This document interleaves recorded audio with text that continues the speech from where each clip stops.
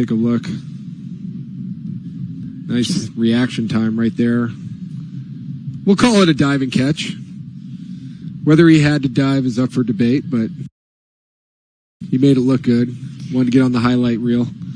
Well, it's definitely slowed down for the replay. That did go to him quicker than what you see on your screens. Leading edge. He does well. He finishes with the dive. Yep. But a big wicket this, as Nepal have now lose their second wicket. 76 on the board after 10.4 overs.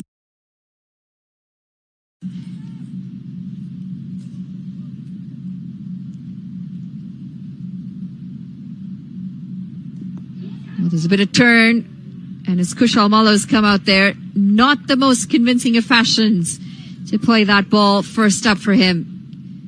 Just popping it up in the air, falling short of Nicholas Curtin at extra cover.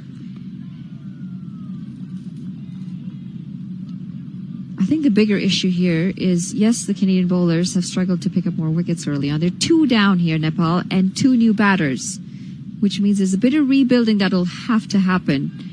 But when you've got 76 runs on the board, plenty of overs to come. We'll come back to this after the quick break. 11 overs gone, 77 for 2.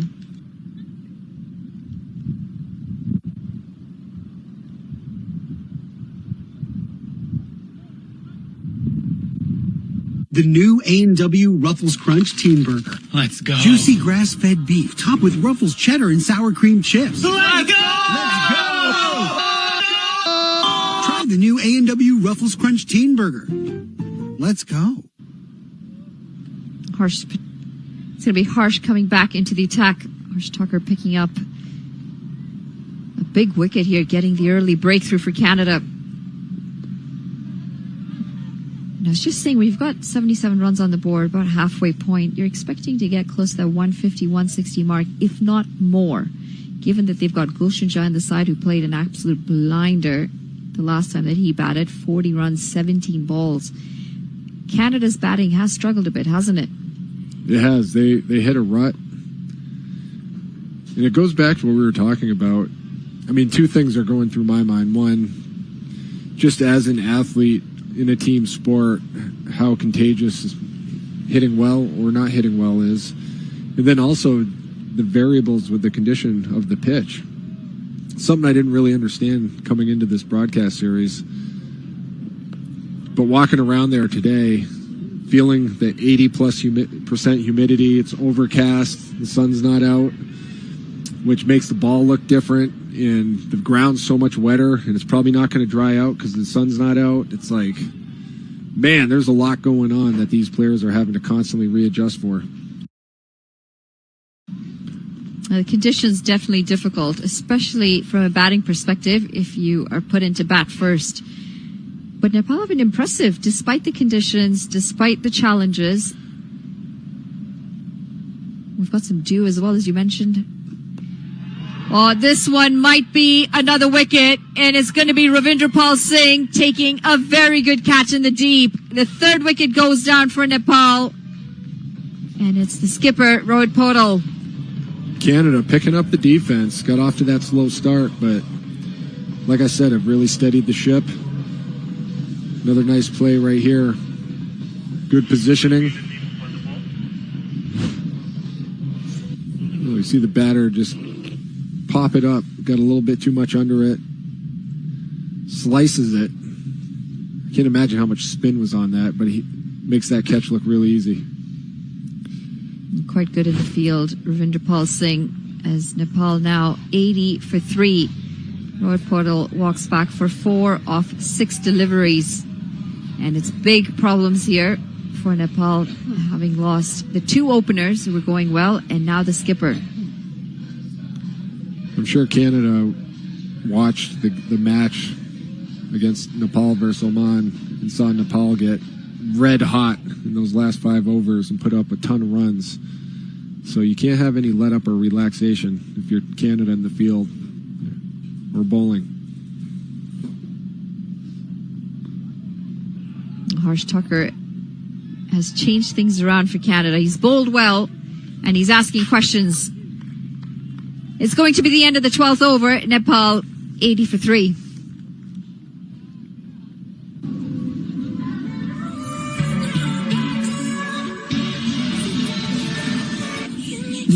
Nissan Kicks. Ready for whatever you're into. Dip your kicks.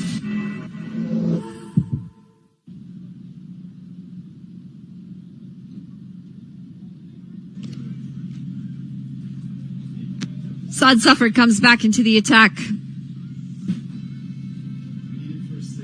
Such a veteran of the game for Canada, Saad Zafar. And he's got some turn out there as well. See that ball kick when it hit the ground? Just gripping the surface, spinning sharply into the left-handed Kushal Malla. Yeah. No choice for the batter but to just play defense on something like that.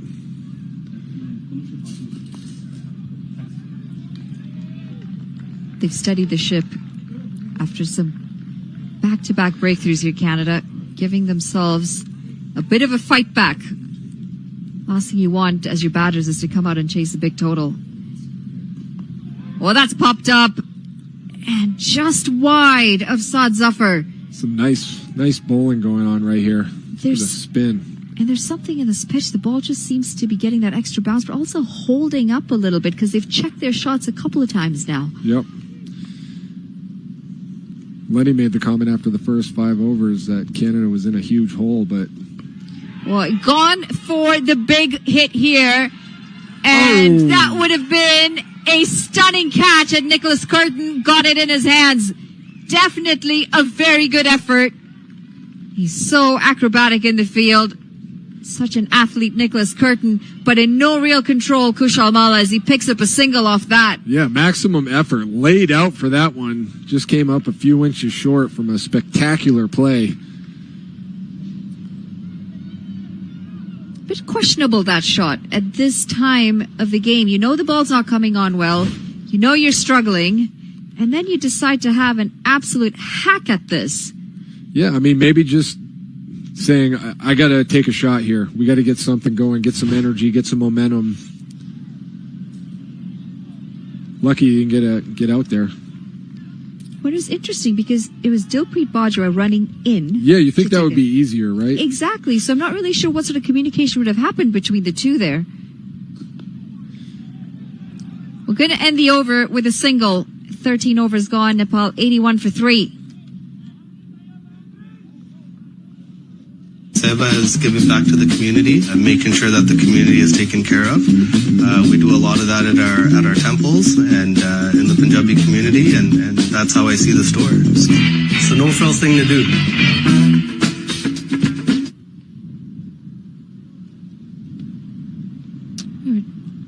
Just want to take a look at that catch again, the catch that was out of the reach of Nicholas Curtin. Now have a look at this. We've got Dilpreet Bajwa running in and Nicholas Curtin running back. And I think if there was any sort of communication, it would have been Nick maybe just going for it a bit too hard. I would have said Dilpreet would have had a better chance running in to take that catch. I agree, but also you don't want a collision. And if a player's running backwards, he can't see the player behind him. Well, I agree, and you don't want a collision there. That would have been bad for everyone involved. You got to remember, when you're running backwards, you can't see the player behind you. The player running in can. You got to be super aggressive calling off the player going backwards, but it didn't happen there. Into the leg side, Kushal Bortel, who's come in after the wicket of Roy Podal. He's picked up his second run. Bit of a rebuilding phase here, but what we do know is Gulshan Jha is yet to come. Dipender Singh Airy is yet to come, and Gulshan Jha, after that 40 off 17 deliveries, the blinder that he played against Oman, is a very good bat, isn't it? Such a youngster as well. So much more cricket ahead of him. Be interesting to see if Nepal bring him up the order today. It will be, especially in this rut. You want to try to get some energy, get some runs going. You know, they're probably looking at the bowling lineup. Well, there's definitely something out there for the bowlers. That one staying low. Yeah. Not easy conditions to bat on. In fact, you got to give credit to the two openers of Nepal who made it look as easy as they did.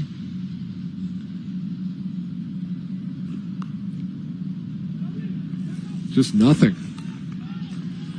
Great comeback from Canada here. Good fight. It's always great to see the game swing from side to side. The momentum just shifts here and there.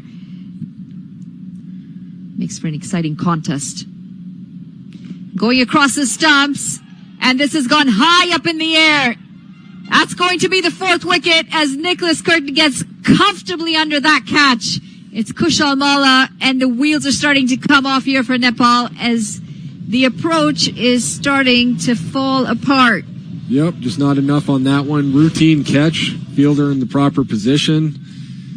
And you said it, it's amazing how fast momentum changes in these T20 games. I was saying earlier, after the first 5 overs, Lenny saying, man, Canada's dug themselves a pretty big hole. They might have already lost the match, but they fought back. Things are under control for them. Well, 4 off 12 deliveries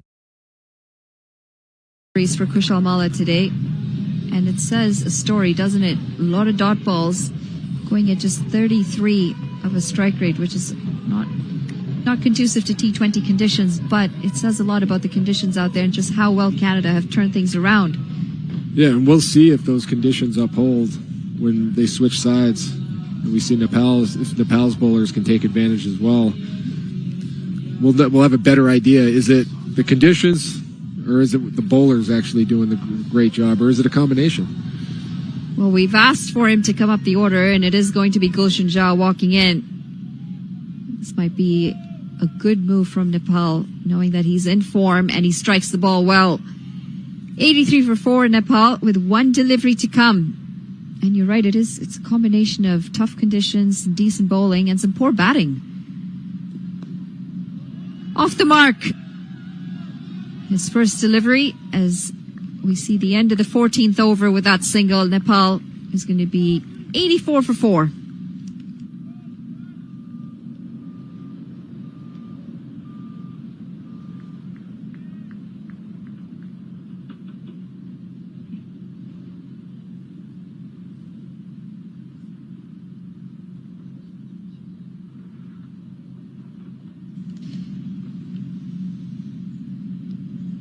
After a solid start at the top, first 9 overs, 70 for no loss. We're now at 84 for 4 and 14. They've lost 4 wickets in 14 runs, or 4 wickets in 30 balls for 14 runs. That's wild to me. As someone who's seen way more cricket than me, is that pretty insane? Shocking. And you said, was it a combination of good bowling? Is it a combination of conditions? Well, the last few wickets that we've seen, yeah, the conditions are difficult, but the shots have not made sense to the conditions and to the position that Nepal are in. Losing early, like back-to-back wickets, and then to go out and play some of the shots, some of the loose shots that they have, just doesn't make sense. I think the point of the game that they're in right now is try and hold it together for 2 overs. Still rotate that strike. Pick up your singles, your doubles. Give yourself a foundation. So when it comes down to your last 3-4 overs, you've got 2 set batters who are seeing the ball well and who can still launch it. Yep. So it's execution and decision making. Just That's changing gears. Yeah.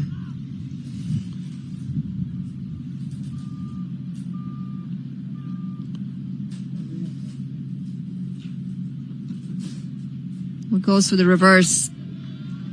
Gulshan Jha, very handy batter. I like orthodox the reverse. Orthodox and unorthodox. It looks difficult. I can assure you it's hours of practice. Yeah. But that's the beauty of the T20 game.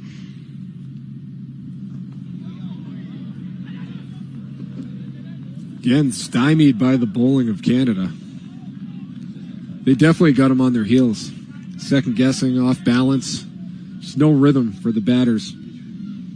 A solid comeback here for Canada after a runaway start from Nepal. Thick edge. And a good effort.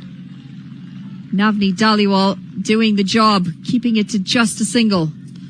It's a nice play in the field. Like barrel rolled into that beautifully. If I did that, man, you'd better have the trainer ready. I'm injuring something. Not a lot of rolling in basketball. No. That one again. Some turn. Coming into the batter. It's going to be a single to end the 15th over. Nepal 88 for 4 as we work on some roll, tuck, and dive with Matt. As a business owner, you have a responsibility to give back to your community. We hire local and we serve local. Breakfast program, scoop program for kids. Seniors bus program, providing transportation to and from the store.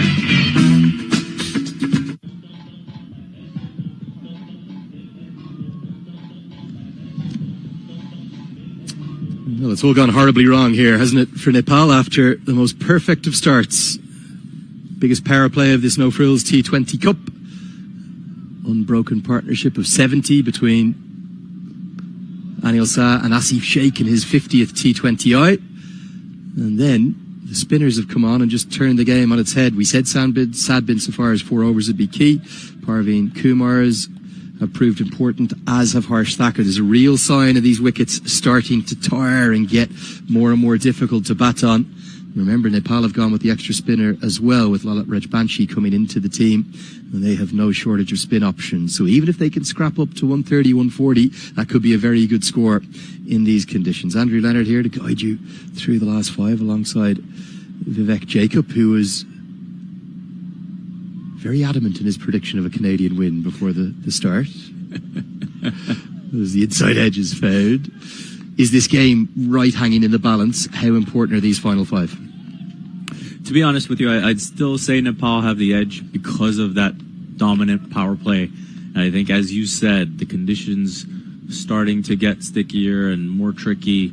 I do think that's something that Canada's batters will also be wary of. And so the way Nepal went about that first power play. Yeah, it was good, wasn't it? It was really aggressive and positive. The problem is that, again, they've got Kushal Patel in this new role. He's batting in another new number, at number 5 for the first time today. Jazz had the most brilliant tour. He's actually been the hero, hasn't he, for Nepal. But if they don't get up to 130, God, maybe 120 could be defendable, but they need 130, 140, don't they? And it's also feeling what that power play did and then letting that slip. Is it going to be a case that when the pace comes back on the ball, even despite Kalim Sana's brilliance, that they're the overs that Nepal will have to target? No question about it, because you look at the job the spinners have done, they've been absolutely immense. Harsh Thakur obviously coming in and breaking that opening stand, which was much needed. And then Saad bin Zafar getting into the act, Parveen Kumar getting into the act. And so the spinners have really pulled this back for Canada at one stage, looking well out of it after that power play. Yeah, that's one of his favourite strokes, isn't it? The slog sweep. Parveen Kumar interested? Nothing. No support at all from Sharius Boba behind the stumps. Big surprise yesterday for you, Canada? Yes, the manner of the defeat. Naturally. I think, any side can get beat on a particular day, but it's just the manner. And you look at Parveen Kumar pitching well outside leg stumps, and no chance of an LBW there. I'd expect Shaquille Ahmed to appeal for that. I wouldn't expect Parveen Kumar to do so. Yeah, it's definitely a case that as soon as the pace has come off the ball, these wickets, and it's no surprise, we're into October, remember, at the very end of the season. End of the 16th, it's 94 for 4. The new A&W Ruffles Crunch Teen Burger. Let's go. Juicy grass-fed beef topped with Ruffles cheddar and sour cream chips. Let's go! Let's go! Try the new A&W Ruffles Crunch Teen Burger. Let's go. So, challenge now for Canada. All 3 of the primary spinners, they could turn to Adilpreet Bajwal. I'd be surprised after his finish yesterday. No Aaron Johnston in the team, so he can't bowl. And Nicholas Curtin hasn't bowled on this tour yet. So the challenge now is they're going to have to probably bowl the final 4 overs, probably definitely 2 of Kalim Sana, and then maybe 1 each of Hayliger and Kumar. No question about it. I mean, you do wonder with Hayliger conceding the 19 off the over and not coming back since, was he maybe feeling the effects of the ankle a little bit? Is that part of why he came off, or was it just the 3 6s that he was tonked for? And so we'll see if he comes back into the attack. But big moment here as Kalim Sana returns to the attack, and they'll feel that a wicket here is going to be key. And Sana, we've seen, he likes to bowl the 17th and the 19th and set the side up nicely. Yeah, look, he's a gun bowler. He's a world-class bowler, and whatever the conditions, you can see him there, 2 overs for 14 right now. But Gulshan Jha, who is going to be the key man, it's kind of almost the most informed batter for Nepal versus the most informed bowler for Canada, particularly in the T20s. I know Dylan Hailiger's been brilliant in the ODIs. So 4 overs remaining. Here we go. Now, half a mix-up, and the throw wouldn't have mattered if it was a direct hit. Awful lot happening for a dot ball. If they get a run of ball from here, is that enough for Nepal? That would get them up to only 118. I think conditions-wise, I would say you'd expect a tight game. I think with Nepal's bowling, as you said, getting the extra spinner in the side, that can pose problems. And, of course, Canada opting to have Aaron Johnson out of the side. So we'll see how the new opening pair, likely Dilpreet Bajwa pairing up with Navneet Dhaliwal at the top, goes. Hit down towards us. We could be in the game. Oh, just to my left. I thought I was in for a catch here in the commentary box. Instead, it's into the DJ booth. Well held in there, sir. It's Gulshan Jha again. Maximum. Brilliant. And this is what we talked about. The matchup, key matchup here. And you look at that in the slot. And Gulshan Jha wasting no time getting after it and sending it straight down, long on, and the DJ worried for a moment, and that's probably why we didn't hear any music for a little bit. And when I say well held, sir, I mean well ducked out of the way, duck and cover. Oh dear. I think his equipment remained unstruck, because I think it's actually hit his chair, isn't it? It's kind of, I don't know if we can get that replay once more, just of the ball going into the DJ booth, but this is, it's basic. I think it's missed everything. Have a look at this here. Oh, that's not the one we want. We'll come to it in a moment. Was a good comeback from Sana, though. Here it is here. Keep your eyes peeled. Look at all his expensive equipment in there. I think it's missed it all and gone straight through and hit the blue seat. You can damage those. They're used to that. They can take the hit. Get your hands out, man. Take the catch. He's not used to it. He's not used to it. Was well struck, wasn't it, by Gulshan Jha? Brilliantly done. Nice free flow of the bat there. 100 has come up. We missed that in the 17th. Jha gets a bit of width and it's too wide. You look at the kind of, I know we're still early in the series, just the 4th game, but you look at the top performers. Leading run scorer, Anil Shah, Shoaib Khan, Asif Sheikh, 77, 75, 65. Aki Bilias, top of the wicket takers charts, and then Lamachani and San in second. So they're all good performances, 5, 4, and 4 wickets. Harsh Thakker's been exceptional with his economy rate. But the best batter in the whole tournament, they're striking at a strike rate of 137. That's Anil Shah, with the exception of one man. Look at those numbers for Gulshan Jha, striking at 195. Exceptional. Brilliant. And we saw that devastation against Oman. You see it on show again here. As again, his positivity, he's right from the moment he gets out there. I know he's only 12 off 12, but they're in difficult conditions. He's always trying to score. No question about it. And that's the role he's been given. He comes in these situations where he knows he's got to get his side to a competitive total. He knows he's got to be the one that swings the game effectively. And when you look back on the way Nepal was able to put up that big score, as we see the fans enjoying the show, and Nepal always ready with the crowd support, ready to cheer on their team. The 100s come up. They'll be hoping with just over 3 overs to go that they can get closer to that 130, 140 mark.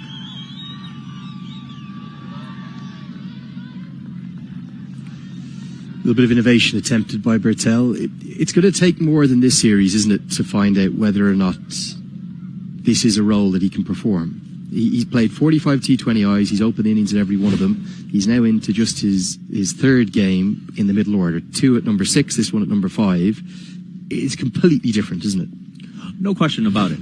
But at the same time, he'll be saying more often than not he's going up against the Pacers at the back end of the innings. You don't have to worry about as much movement. Just that difference, isn't it?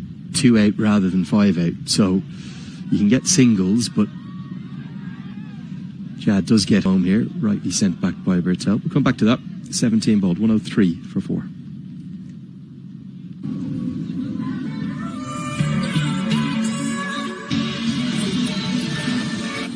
The all-new Nissan Kicks. Ready for whatever you're into. Get your kicks.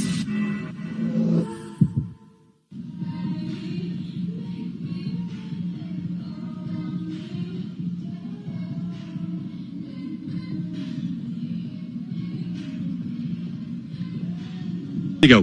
103 for 4. The game, it definitely hangs in the balance. So too, potentially, Vivek, the fate of this No Frills T20 Cup. Exactly. As we came into this day, all three sides with a win apiece. As we take a look at the standings, and it's just net run rate that is separating the three sides. Canada obviously taking that heavy defeat against Oman that you would not have anticipated coming in. And so they've got a lot of work, and you'd say possibly even a must-win situation here. It's one of those funny ones, isn't it? Because if Canada lose today, their fate is no longer in their hands. They can still win the tournament, but this is a big call, a really big call from Nicholas Curtin. He's not using the experience of Dylan Hayliger. He's going to Akhil Kumar. There will be pace on the ball. Can Nepal take advantage? Well, Bertel was trying to, but skews away off at inside edge. He'll just pick up a comfortable couple to the longer side. They need boundaries here, don't they, in these final three, and Kumar has to be the one to target.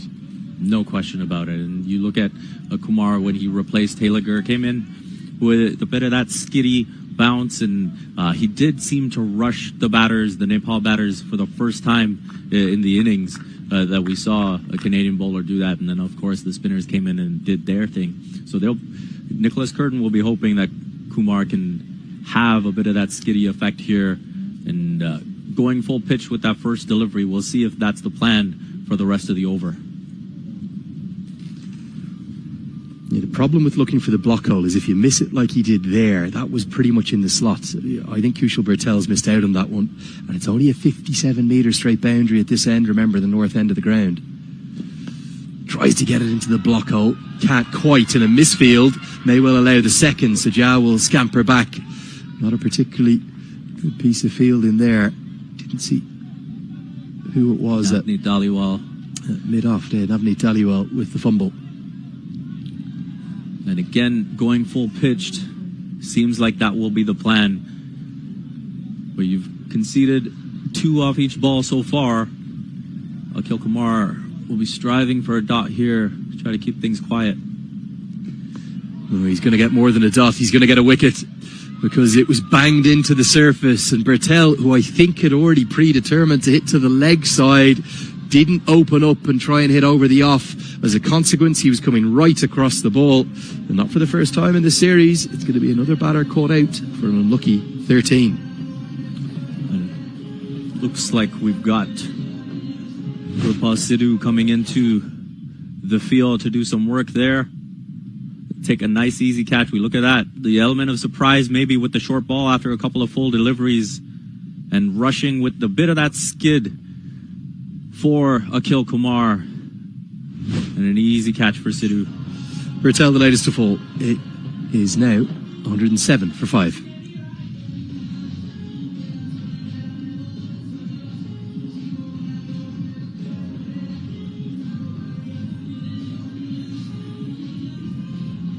The new A&W Ruffles Crunch Teen Burger. Let's go. Juicy grass-fed beef topped with Ruffles cheddar and sour cream chips. Let's go! Let's go!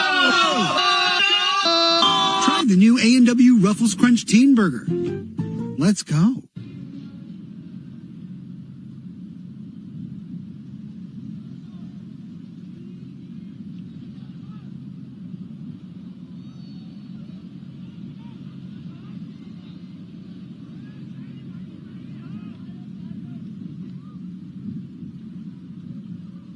In the last game against Oman, picking up 18 off just 5 balls. Need to do something similar today to get Nepal up to anything like a comfortable total, and now that is really poor.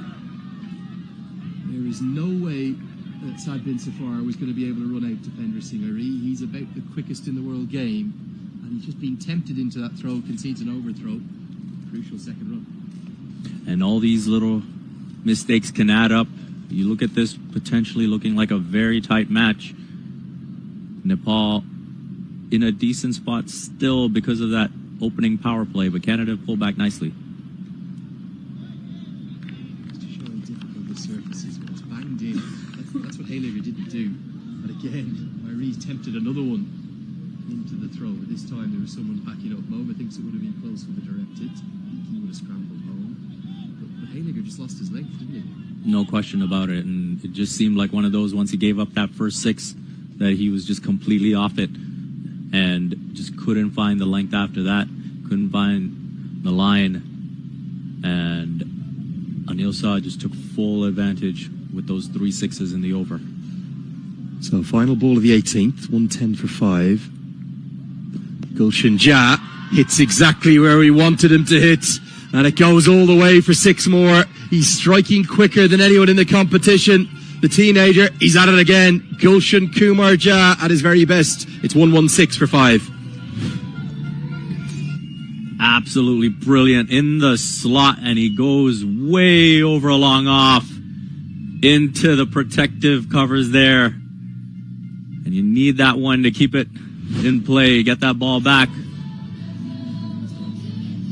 And Gulshan Shah will be saying, let's get that ball back so I can knock it out again. 116 for 5.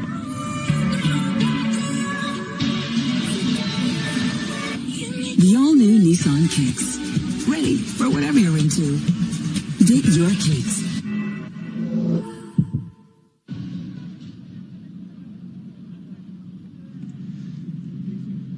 Well, Gulshan Jha doing it yet again for Nepal. He really has been exceptional on this tour. It's been a tricky tour, hasn't it, at points for the men from Nepal, but the youngster has stood tall in every single game. Another maximum down the ground with bat ball and in the field.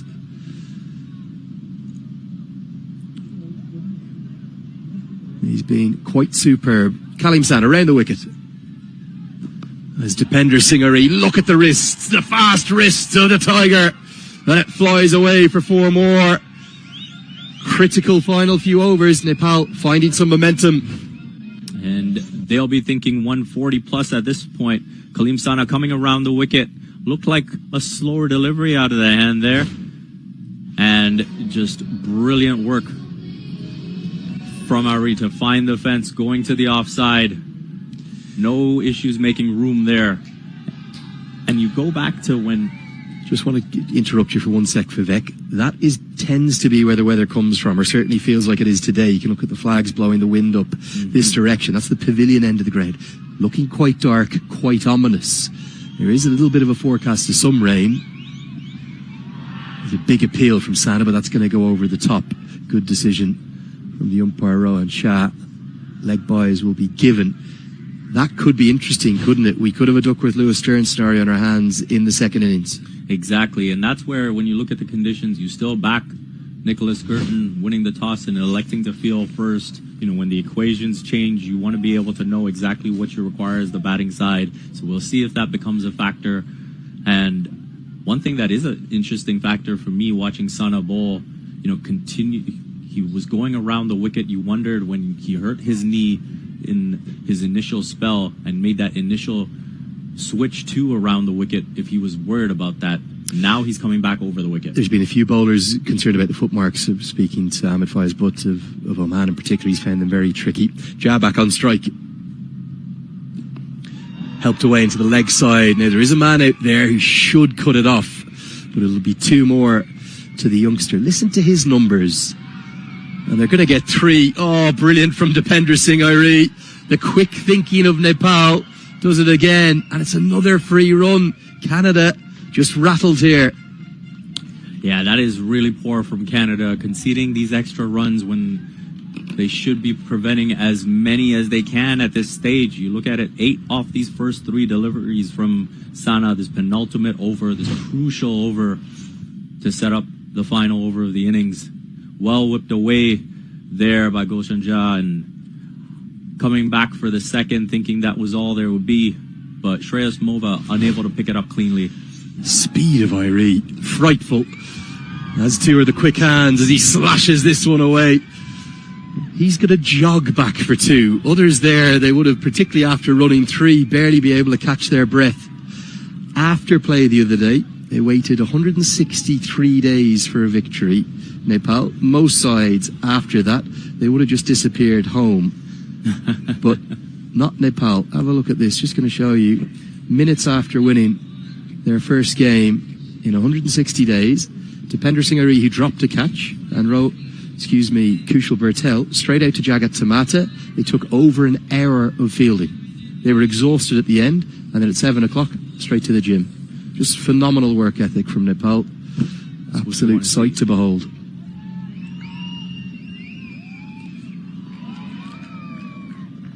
That's better from Sana. A crucial dot at this stage of the innings. And you look at Canada's situation right now, 126 for 5. Nepal, you desperately want to keep them under 140 just for that psychological feeling. And you'd still feel, to pull it back under 140. I was thinking after the power play that Nepal might even be thinking 160 with that start. They probably were at that stage, but ultimately, if they can get to 140, that could be a winning score, I suspect. Can they get two again? You would think Irie will just come in and out, and he's almost teasing the fielder, isn't he, by just jogging, and they might think of a third, but they won't get it this time, as Jah wants to strike in the final over. It's a pretty good return for Nepal against Kalim Sana. He finishes with run for 34. It's 128 for 5. TD is supporting cricket in more ways than ever. Because we believe Canada needs more cricket. Azad! TD, ready for you.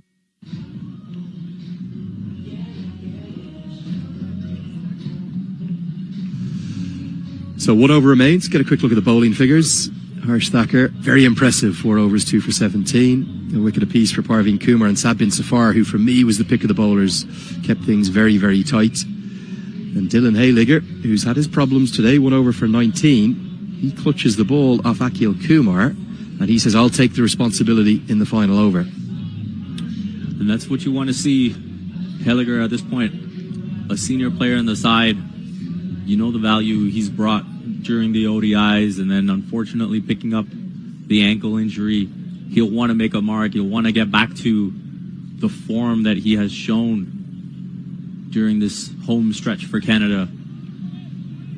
And we'll see if he can bounce back from that dreadful first over where he's picked off for 19. Well, they'd probably be happy with 12. They're not going to be greedy and want more than that. Can they get to 140? 1 over remains. Jah helps that into the offside. It'll only be a single this time, but I was just going to give you his numbers before we got interrupted by that third run they scampered. His innings thus far, he's at the non-strikers end here on this tour: 15, 53, 34, 40 not out off 13 balls, and now 22 off 15 today. That's to go with a total of 9 wickets. He's taken wickets in all 4 games that he's bowled in. What an exceptional tour from the young all-rounder. And that's so key in this format, having all-rounders that can contribute and be key with the ball. Know as a captain that when you throw him the ball, you can get a wicket. Not just get, can I get 4 overs? Can I get a couple overs? No, he's going to get you a wicket. Good length. That's the length that Hayligger couldn't find early. They will get through for the extra. Should be a leg by. In fact, given his runs, might have been some glove involved. Arnold Medella reckons it's hit the glove of Irie. They need a boundary or two here, don't they? Critical final moments of this first innings. No question about it. And coming back to Gulshan Jah, you mentioned that all-round ability, and then being able to get it done with the bat once again. This is a crucial knock of 22. You looked at Canada with the spinners really pulling things back and seizing the momentum. Gulshan Jah has done his part to bring it back for Nepal. Good bowling. It's a heavy, hard length. Do you think that this pitch is going to take a lot of turn again in the second innings? It's strange on such an overcast day to be talking about the spinners. It is, but I do think that's the way this series has played out, and that's the way today will play out. We've seen how effective Saad bin Zafar was. Harshtaker, obviously the one who started bringing the momentum back for Canada with the initial breakthrough and then taking another wicket. Parveen Kumar has done his part as well, so I will imagine Nepal spinners are licking their lips. Now Irie gets us into the leg side, but it's a longer boundary. The man's right on the rope, and he takes the catch. It's Akhil Kumar who gives Dylan Hayliger a wicket. You cannot blame Dipender Singh Irie for looking for the big hit, but it just didn't quite have the time, and he would have liked probably off the upper half of the bat. And the big hitter coming in to finish the innings for Nepal, he's gone, caught right on the rope. Hayliger has really delivered a heavy ball here in this final over to help keep things quiet.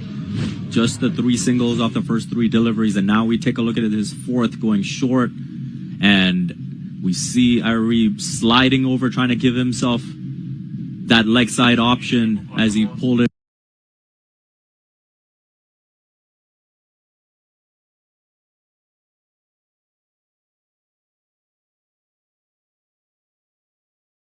away, but straight down. That he probably made look a bit easier than it was. Now I like this call. Finally we're seeing Karen KC being shunted up the order ahead of Sandeep Lamachani and Sampal Kami. The broad-shouldered all-rounder. He's got 2 balls to work with. Be happy with a single potentially. Instead he looks for a maximum. Now this has gone almost to the heavens. Long on, nestles underneath it, juggles it, and that's going to be 6, because you cannot paddle the ball back in from the far side of the rope. It should be given as 6. We're going to need another look at this, and the umpires are going to come together and have a conversation, but surely on first viewing it has to be a maximum. Well, Ravinder Pal Singh seems to suggest that he jumped back up before knocking it over. So I think that's the key element to watch out for here. He's in position to catch the ball. I don't think he realized that he had more room to work with behind him. You cannot be on the far side of the rope and palm it back in. Now, come on. It has been given as 6. How has Ravinder Pal Singh not recognised that? Come on. You can't do that. You cannot do that. I think he was trying to make the case that he jumped. He was on his knees on the far side of the rope. Final ball incoming. KC helps it away behind square. They should get a couple. I'm looking forward to seeing that one clipped up on social media.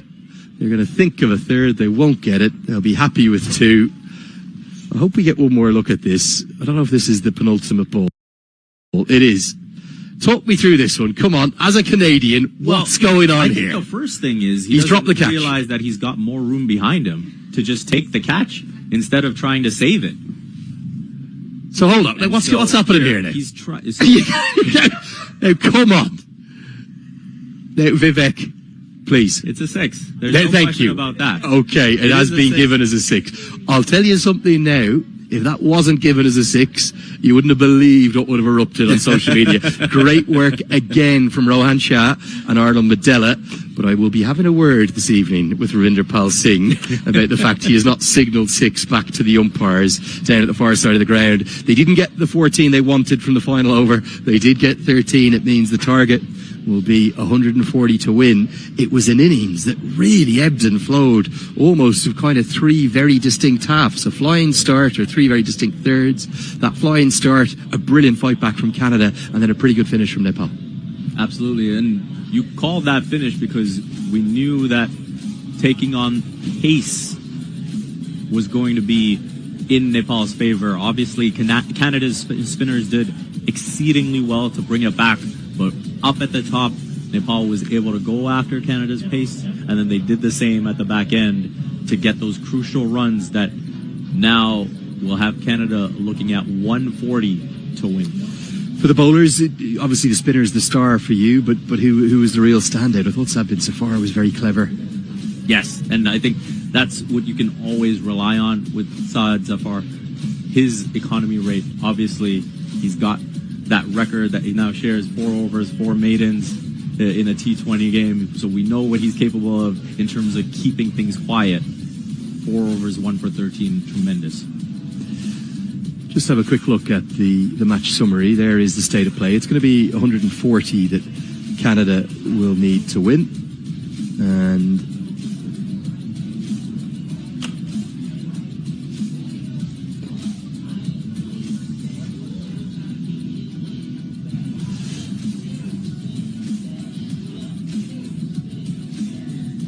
so we're going to get some immediate reaction from the mid-innings here. We're going to speak to Harsh Thacker of Canada, who's with Manali Patel.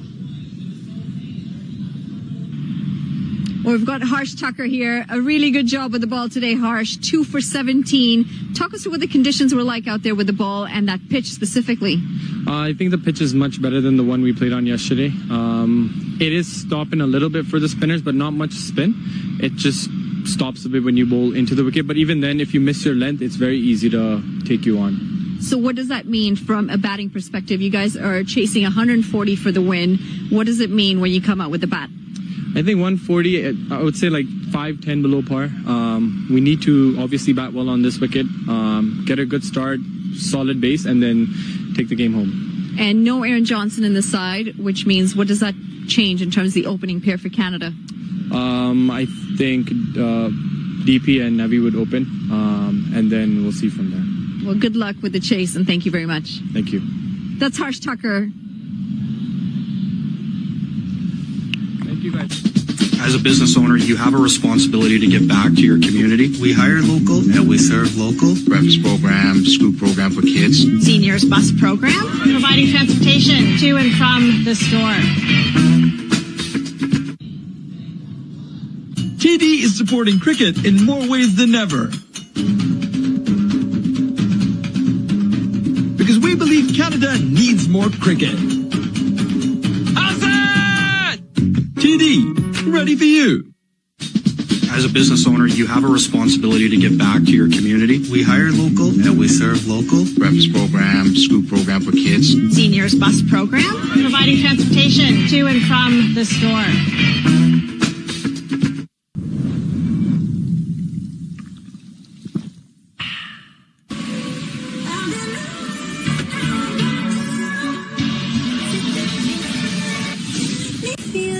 The all-new Nissan Kicks. Ready for whatever you're into. Get your kicks. Seva is giving back to the community and making sure that the community is taken care of. We do a lot of that at our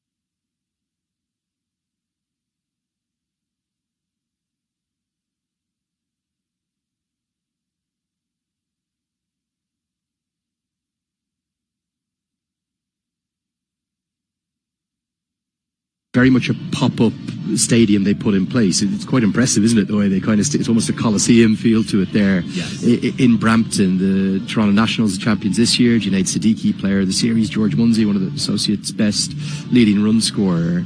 But I suppose, is there moves now towards, not just in Brampton, but across the country, trying to get more and more permanent facilities? I think that would be the long-term goal, where ideally you can have each franchise have their home base. Ideally, you can get to a situation where you can play night matches. Obviously, you've got a situation where right now you've got to play matches during the day because you don't have the floodlights. You want to encourage fans to come in. If you're playing on a weekday and you're playing midday, it's tough to get the fans in. And so I think those are the long-term goals that you want to aspire to. Yeah, certainly is big news as well back in Nepal. The inaugural Nepal Premier League is going to start this year. That's going to be the 30th of November, the Festival of the Himalayas. Got to guide you through some of these team names because they're only literally being announced as we speak. 8 teams that are spreading right the way from the far west of the country. Sudar Pashim, who is going to have, of course, Dipender Singh Airi is their marquee player across to Karnali, Pokhara, Lumbini, Chitwan, Kathmandu, Janakpur and Biratnagar. Now listen to these team names. They're only just coming out. The fans are loving them. The Biratnagar Kings, like that. Chitwan Rhinos, of course, they've got that incredible national park there that has not just rhinos but tigers as well. The Janakpur Bolts, the Karnali Yaks, got to be the first franchise team named after a yak. The Kathmandu Gurkhas, embodying that amazing history of the Gurkhas across Nepal. The Lumbini Lions, the Pokhara Avengers, and even now the final team is also named the Sudar Pashim Royals. So that's going to be great to see. 8 teams, November 30th through to December 21st. Would you suspect there's a couple of Canadian players looking at that going, God, I might get drafted in that? Yeah, why not? And again, it's about having these opportunities to go and play different conditions. You mentioned, with Canada, obviously now we're coming up to the winter, so you've got to find your opportunities to play as much as you can and stay active and stay busy.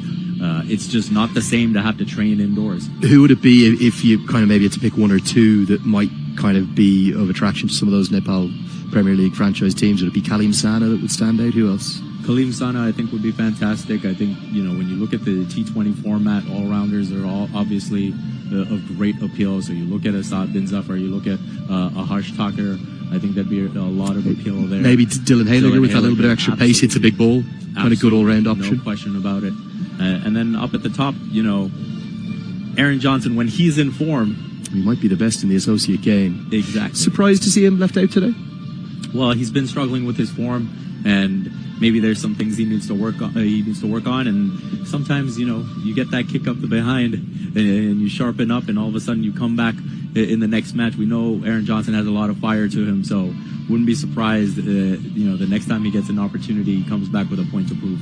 Yeah, just going to quickly see if we can bring you the cards and guide you through what's happening in this game. We're at the halfway stage, not just of today's match, but also just past the halfway stage of the tournament. It was a flying start, wasn't it? 70-run opening partnership for Anil San and Asif Sheikh in his 50th T20I. They played with great intent. What went wrong for Nepal after that?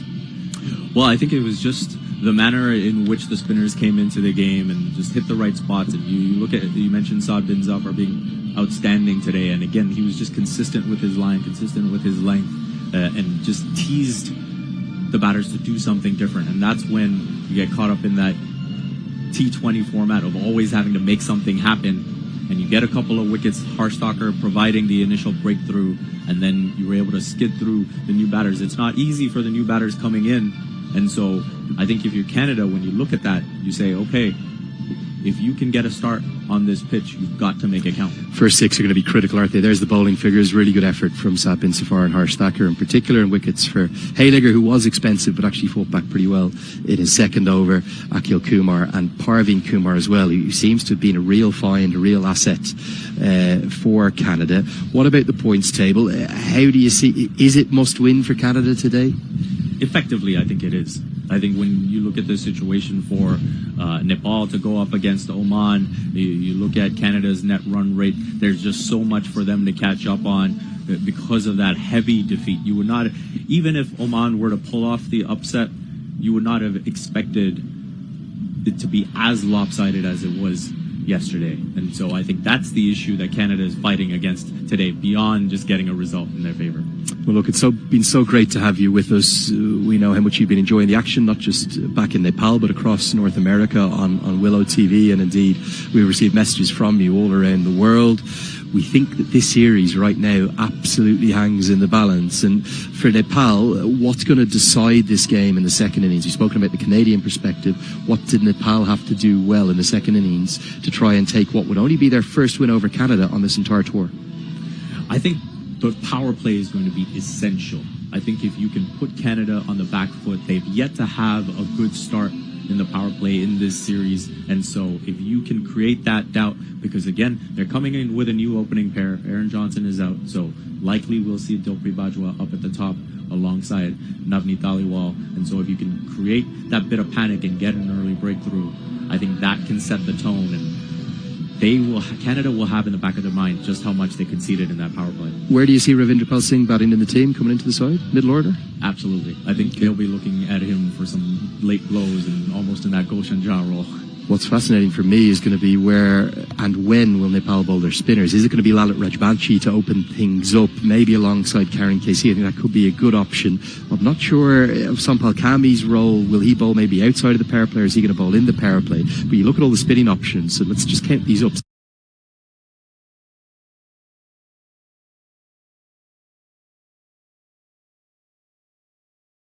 Sandeep Lamachane. No, and that's something they will look at, the way Canada went about their business. You look at the first two matches that Canada played, they went with Parveen Kumar up at the top alongside Kaleem Sana, and this time they changed it up and had Haliger bowl that one over that could end up being the difference in this match. So they might be saying, hey, let's go with the spin that Canada didn't. Okay, the good news is the action is just about to return. We're 3 minutes away from the start of the second innings. Don't go anywhere too far. This game, it could be a cracker. TD is supporting cricket in more ways than ever. Because we believe Canada needs more cricket. How's that? TD, ready for you. As a business owner, you have a responsibility to give back to your community. We hire local and we serve local. Breakfast program, school program for kids. Seniors bus program, providing transportation to and from the store.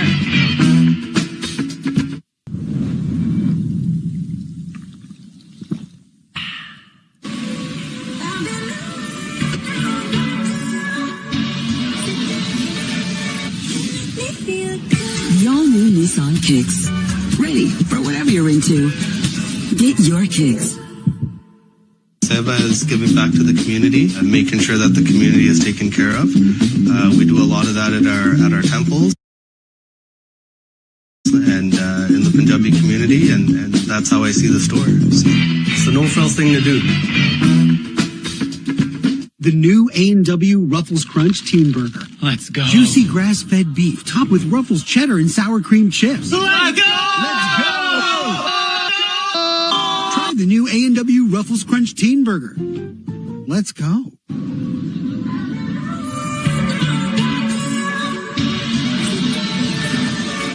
The all-new Nissan Kicks.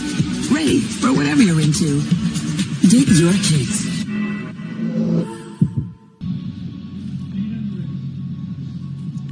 Well, we're all set for this second innings. We've had a highly entertaining first one, and after a low-scoring thriller between these two sides in the first clash between them, where Canada somehow defended 123, Nepal will have to do something reasonably similar. They're going to have to defend their total of 139, but we're playing on a surface that we think is wearing and going to get more and more difficult. Welcome along for the coverage for the second innings. Andrew Leonard here. I've still got Vivek Jacob alongside me. You were right, Vivek. It's going to be Dilpreet Bajwa to open up with Navneet Dhaliwal. Is that the pairing you expected, Jeff? Yeah, no question. I think we saw a bit of Dilpreet Bajwa opening the batting in Canada's tour of the Netherlands when Navneet Dhaliwal was unavailable due to injury. And so no surprise to see Bajwa up at the top. And he's someone that is so clean in his ball striking, won't see much movement, but he's just got such great hand-eye coordination, and he's able to get on top of the ball quite easy. And it's going to be Karen KC to open the bowling here from the pavilion end. One slip in place. Nepal at a flying start in their power play. Can Canada do the same? Not going to take on Rohit Paudel at mid-off. If you look at that power play there, those first 6 overs, 56 for none, by a distance the best power play of this No Frills T20 Cup. Canada, they've just been a bit shy with their opening pairings, haven't they? No question about it, and that's where you felt like something had to give coming into this crunch game, where it's effectively a must-win for Canada, and it ends up being Aaron Johnson who misses out. And so Dilpreet Bajwa getting this opportunity to move up a slot from number 3 to number 1 here.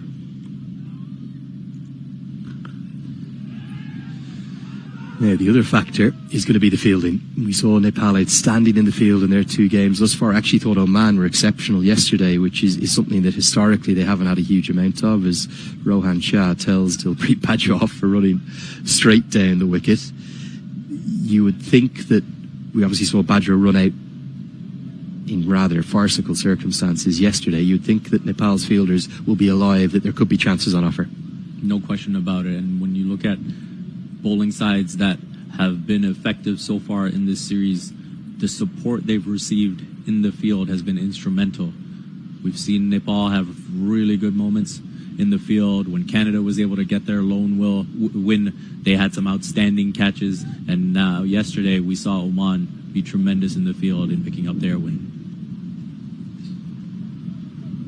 Chipped in the air, and just as we're talking about outstanding fielding, just over the head of Rohit Paudel. Now, the outfield, it's not the quickest, but that had just enough momentum to kiss those boundary advertisings and just tease Rohit Paudel. It will be the first boundary of the chase. It goes to Navneet Dhaliwal. As we get a look at the replay here, swinging away, and Navneet Dhaliwal goes to the cover drive, the lofted cover drive, beats the infield, and just about makes it to the boundary rope. One of those teasers, wasn't it? A real teaser. For those who've played cricket, it's the most frustrating thing, because you have to sprint all out 30, 40 metres, get into high gear, and then just be deprived.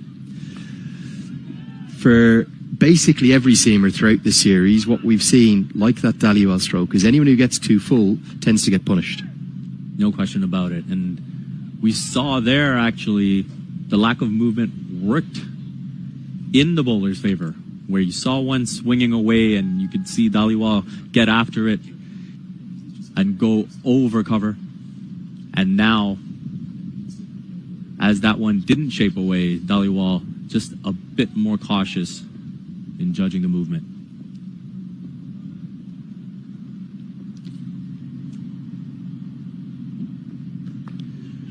Nice length, and Dipender Singh Ari can't affect the one-handed pickup. I think they would have got home anyway.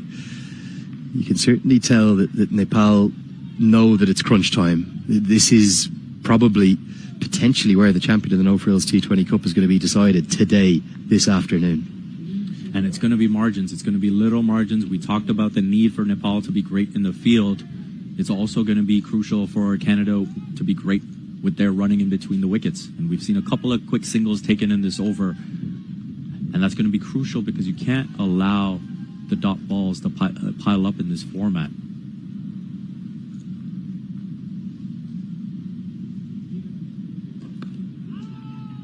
Now, this is a chance. Direct hit, I think, would have been gone, but instead it's going to be 5. Lamachani was almost coming in to try and take the stumps off instead of backing up deep at mid-on. Direct hit for me would have been out, and the umpire will signal 5 to the total. And we just mentioned the margins, fielding versus running in between the wickets. They charge off for the single there, and the throw comes in. Boy, that would have been tight, and he would have just been home. Really well done. But the bounce, you can see catching Sandeep Lamachani off guard. Canada 11 for no loss after the first over.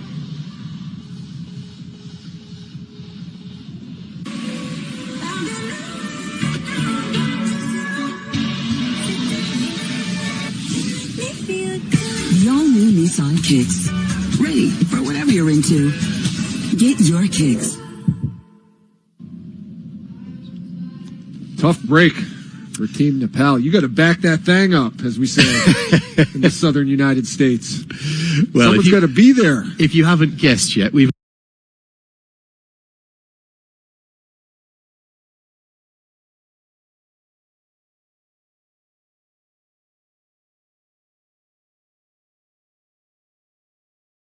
a change in the commentary box. Vivek Jacob has left me for the next few overs. I'm trying really hard to be neutral here. But you give me the nickname Lambu Dai. I don't know. It's all right. I get that sometimes on air as well. We're always neutral. We love the game, but maybe we're just fond of Nepal. We want them to do well. I love Canada too. I live here. I mean, Lalit Rajbanshi to open the bowling. They will start with spin. We saw how brilliant catch change-ups, but there is no kind of slow pitchers, are there? Oh, I guess you get the occasional we call a knuckleballer. But they'll still be able to bowl a fastball, probably, won't they? Not really. They're kind of just throw it nice and slow, but it's a knuckleball. The ball has no spin, so it's very unpredictable. But there's only been like a handful in the history of baseball, so it's very rare. It's one of the things I love about cricket. Obviously, I was a spin bowler myself, and it's kind of that. It's almost a game for all shapes and sizes.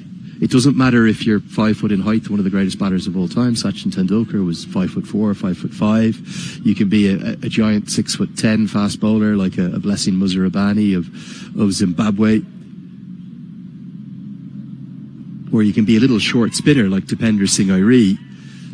Whatever shape, whatever size, whatever gender, whatever creed, it's a sport for all, and it's one of the things that makes it really special. That's a great point. It is really inclusive no matter what genetic lottery or not lottery you hit. I used to play in my glasses, which again, in contact sports, you just can't do. I hated contact lenses. Daniel Vittori, one of the best bowlers of all time, Mitchell Santner of New Zealand too. They used to bowl in their specs. Did you wear like rec specs, like the goggles? No, just the same ones. I've seen some of them. Vivian Kingma is one of the real rarities in the game. He opens the bowling for the Netherlands. He's a fast bowler who bowls in glasses. He does get the, I guess, the strap round the back. That's an arm ball just coming in from Rajbanshi. But yeah, you can literally, it's probably one of the few very top level sports. Golf you can, of course, as well. But you can actually get out there and play in your spectacles. Yeah, I'd say this is more active than golf, though. Definitely more. Yeah. And you can also play really late into your life. You'll see people in club cricket play into their 50s, 60s. Even quite recently, we saw someone recognised up in Scotland during the Scotland-Australia series, still keeping wicket at the age of 82. I love it. How good's that? Yeah, that's amazing. I mean, man, I hope I can still shoot a basketball when I'm 82. Well, I did see a little video of you. I think it was at the Raptors Media Day. Oh, yeah. Somebody asked you might have only been the one shot, was it? That's right. We were shooting a little promo for the broadcast. I did notice it was nothing but that was one take. Was it one take? Of course it was one take. Come on. Once a shooter, always a shooter. End of the second over. It's 14 for none.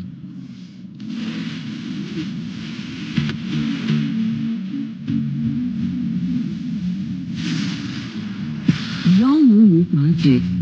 Ready for whatever you're into. Get your pick.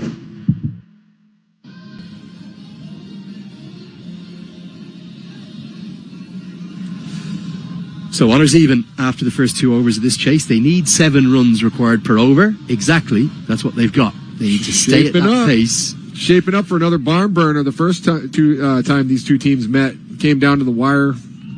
Classic ending.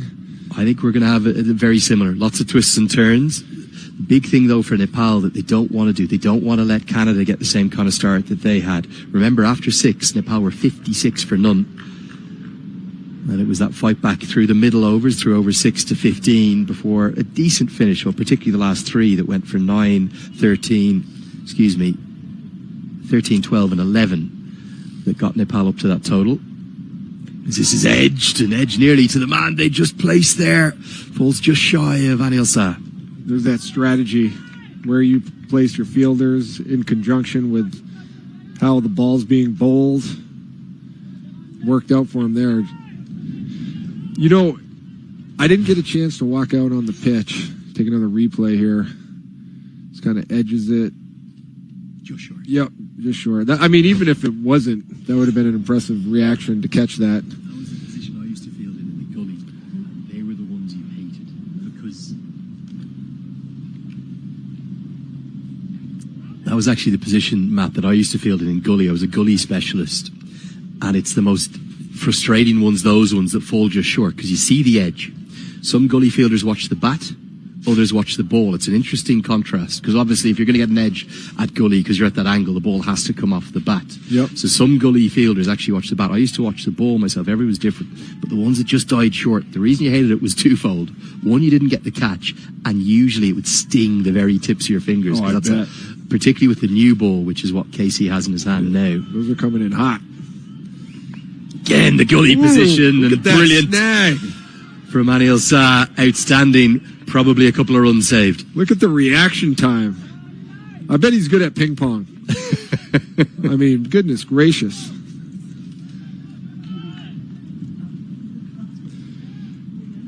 Yeah, every run is going to count. This saved one right here for sure. Look at this snag. Boom. Full extension.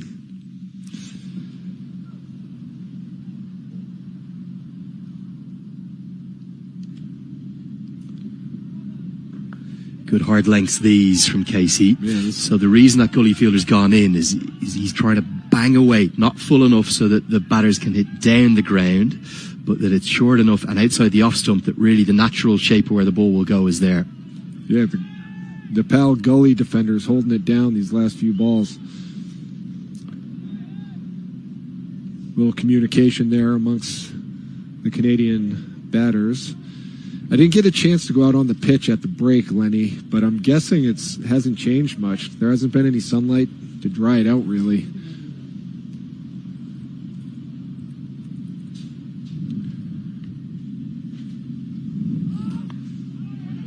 We talked about how wet the pitch was to start this match. You got to think at this point that ball's absorbed a lot of that moisture and is weighing more than normal, right?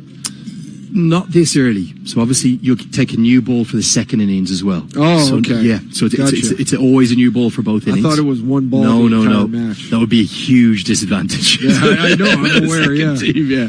So no, the new ball is taken. And one of the things definitely the fielding side will try and do is they will try and keep it up. If you notice, if you actually just watch the ball now in between this over, so because there's only one ball in the T20I, Nepal will be making sure it's going nowhere near the ground.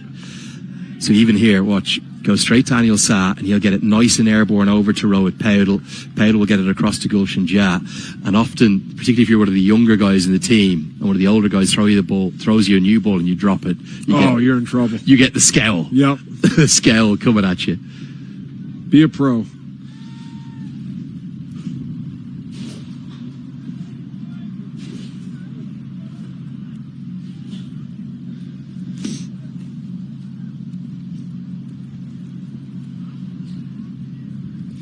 Good tight start this for Nepal. Boundaries not coming as Karen KC has bowled well, an exceptional over. Only 2 runs have come from it.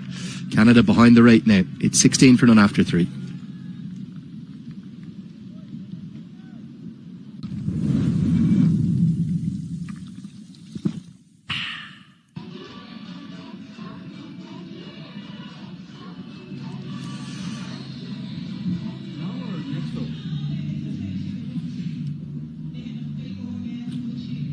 Bharat Rajbanshi is going to continue as Nepal are trying to take advantage of these early overs in terms of the way in which their batters did. They haven't found the wicket yet, but they're definitely restricting Canada, which is the key. And they'll want to get that required run rate into play. Every over with less than 7 from it, that required run rate will rise. And Rajbanshi, definitely a tactical change, hasn't it been? Bringing in the extra spin option. He's replaced Rijan Dakal today.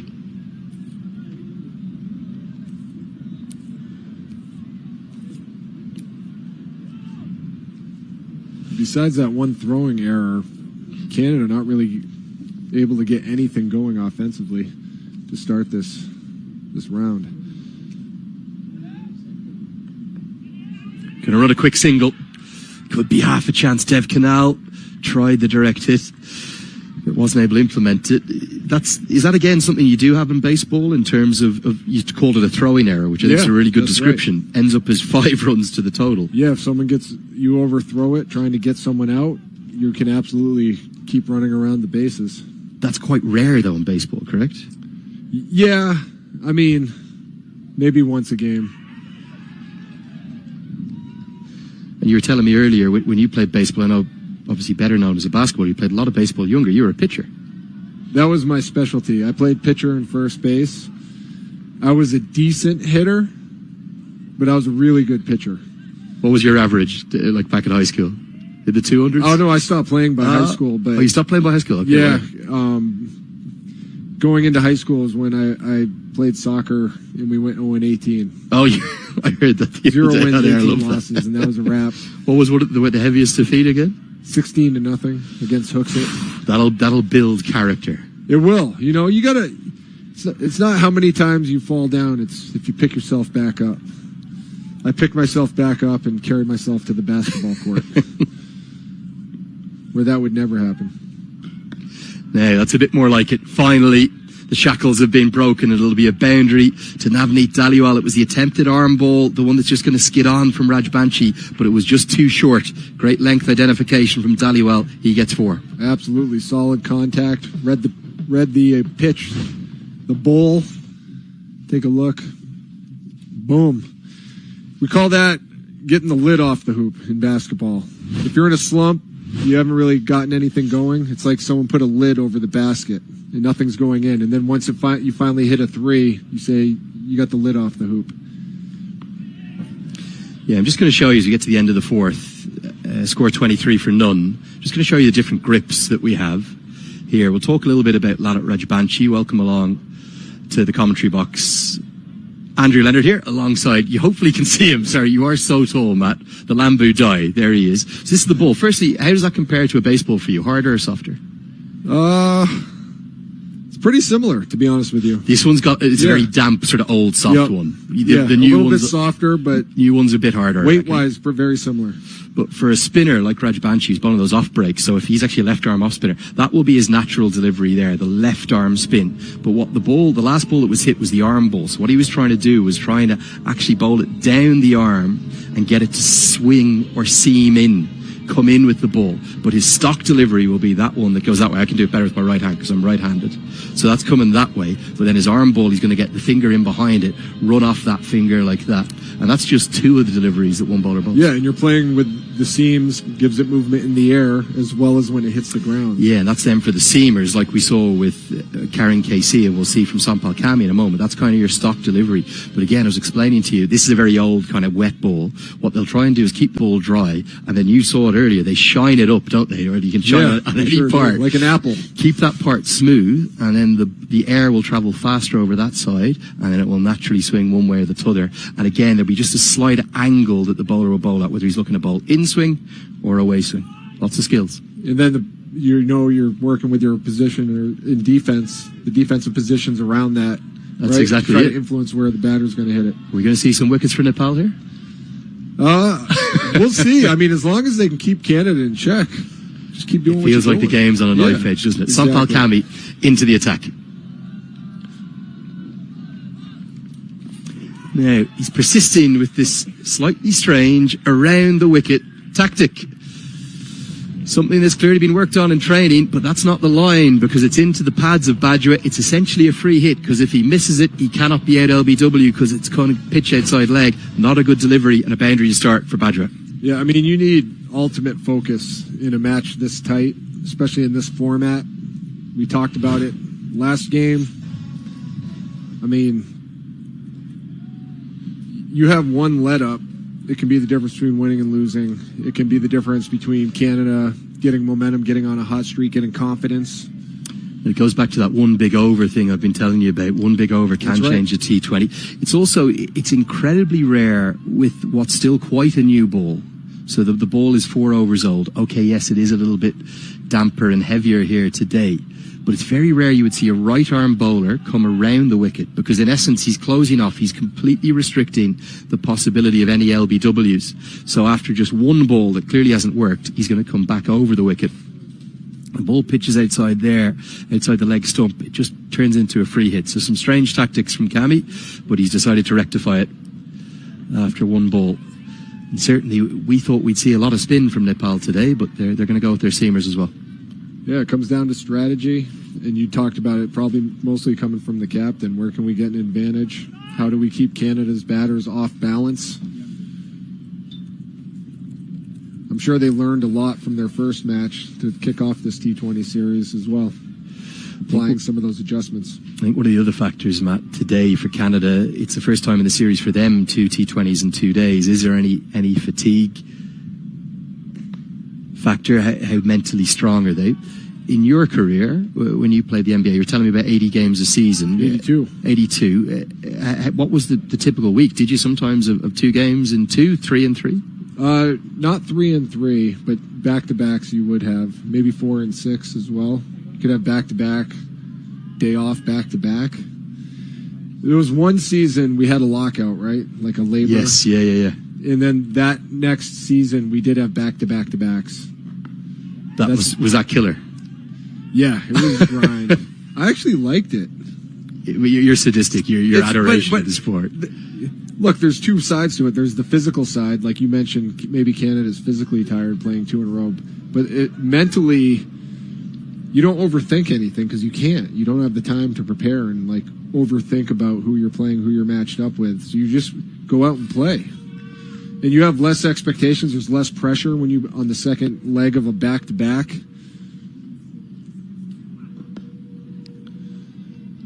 People aren't expecting you to play as well had you had proper rest and preparation for the game. So you just kind of let it rip, which I liked. Just go out and play. Yeah, certainly, I suppose you train to play, don't you? And sometimes there's no better learning than actually playing. Yeah, and also on back-to-backs, we wouldn't do walk through the morning of the game. We wouldn't really do film like we normally would to break down the game before because there's just not time. So from a player standpoint, I don't know. I liked it. On the pull shot, but hurried for pace. Akambi battles back really well after conceding that boundary from the first ball. It's 29 for done.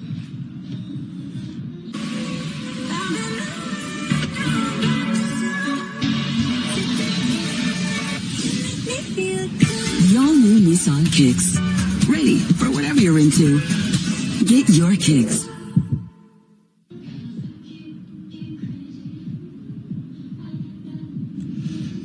So 1 over remains in the power play. We're going to keep you with me for one more over here. Matt, what about the travel aspect? Obviously, the NBA's only in Canada and America. I know they now play an international game or 2, don't they, in London, but that was kind of before your time. Yeah, it's way different than this type of situation where you're in one place for a long period of time and you really just kind of get used to it, adjust. In the NBA, you're kind of in and out all the different cities. If you had would it be a series of games? Let's say you're playing Golden State in a few matches. In the playoffs, it's a series, but in the regular season, no. Regular season, no. It's just one game. So when you, let's say, okay, talk about heading to Miami for a game, you're going to play the Heat.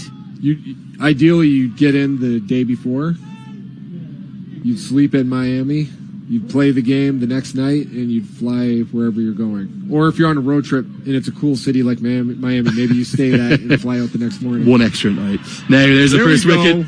It's going to be Lalit Rajbanshi, who has cleaned up Dhaliwal. Big call, wasn't it, from Rohit Paudel to keep Rajbanshi going for 3 in a row in the power play. Brought into the team, and he's the one who makes the breakthrough. Finally. Got that.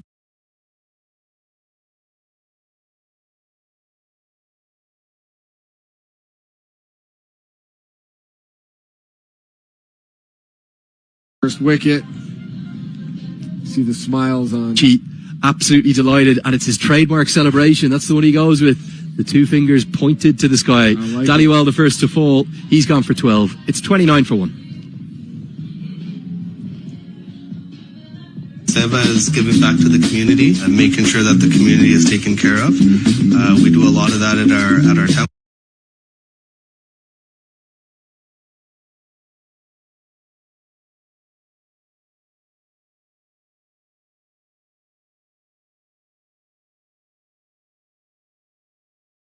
temples and in the Punjabi community. And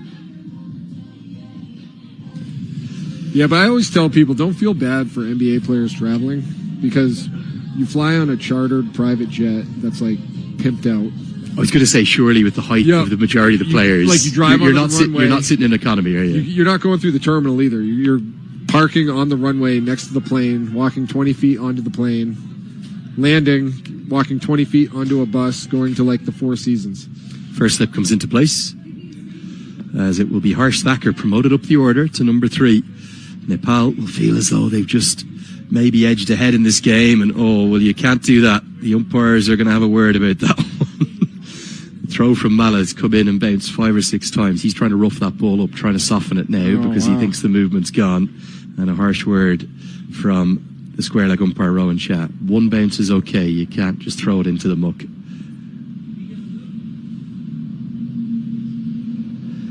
How many would travel on that charter jet? Because I know the playing roster, would be 10 or 12 on a game day? The NBA's changed a lot in that regard.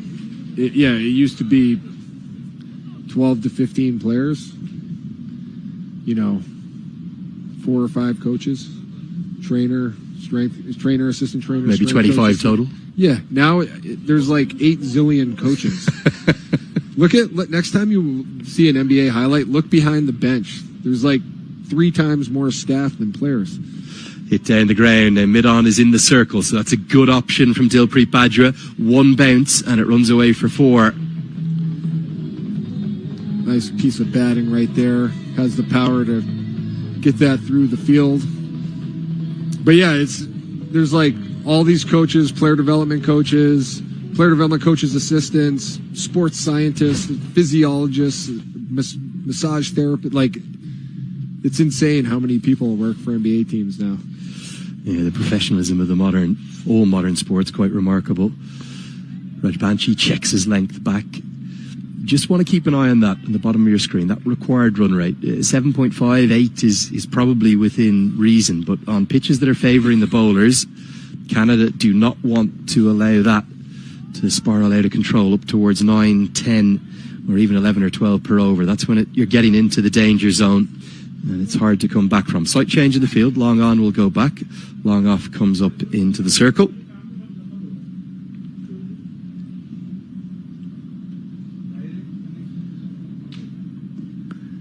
As it will be a dot ball to close out. The wicket taking over. As he does get back. Dilpreet Bajra is running between the wickets. It needs a bit of work. Don't test that arm. 6 have been bowled. Teach him a lesson. We'll get one more look. Bajra wanted the single, but there was no interest at all from Harsh Thacker, rightly so. So the dive got him home. That's the end of the power play. It is 34 for 1. TD is supporting cricket in more ways than ever. Because we believe Canada needs more cricket. How's that? TD, ready for you.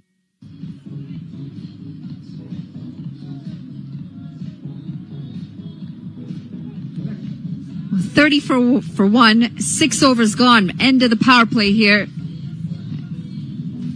It's going to be an interesting game here. Interestingly poised at the moment. Canada have just lost Navneet Dhaliwal. And a slight change in the comm box as Vivek Jacob and I come back in. Welcome, Vivek. Thoughts on the game so far? Thank you. We've got it bubbling nicely. Obviously not quite the power play that Nepal had, blasting those 56. But again, you look at a target of 140, you'd say Canada is in okay shape right now. Well, they need 106 from 83 deliveries after that delivery of Sandeep Lamichhane. We know the spinners are going to have a lot to do in this game. There's definitely something in there in that pitch. There's turn, there's bounce. The ball's just holding up as well, as Harsh Thacker said in the interview in between the innings.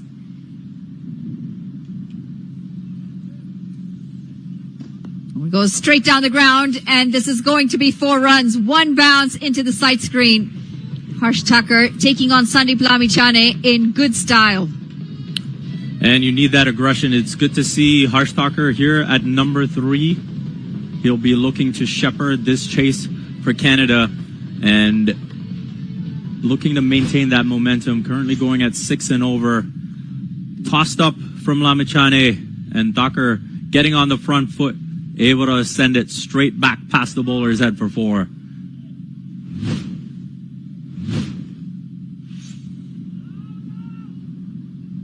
Pulled away this time. A little too short from Sandeep Lamichane. Oh, and the fielder does well. Slipping, going down.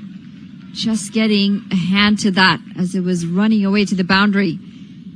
Well, you mentioned it, Vivek. Not as good of a power play for Canada as it was for Nepal. And it looks like the opening combination is still struggling. Navneet Dhaliwal today also falling early. Yeah, that's something that's been a bit of a sore spot for Canada. Obviously making the change today and moving Aaron Johnson out of the side. Dilpreet Bajwa up at the top with Navneet Dhaliwal.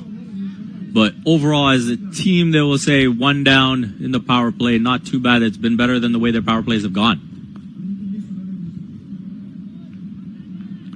What's your prediction at the end of this game? You know what? I do have a feeling that Canada is still going to find a way to pull this out. It's a tough one to call, though, isn't it? It's not an outright call. It feels like a final over thriller that we've got on our hands here. And as I navigate some tricky conditions, it's going to be the end of 7 overs. Canada 41 for 1.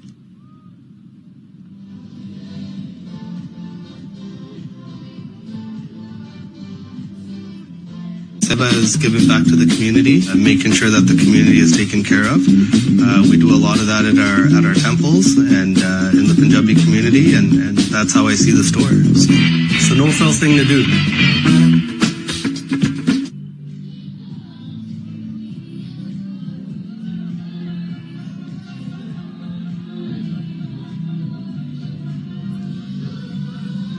In case you guys are wondering what exactly it is that Vivek was navigating, there's a bug crawling up his collar.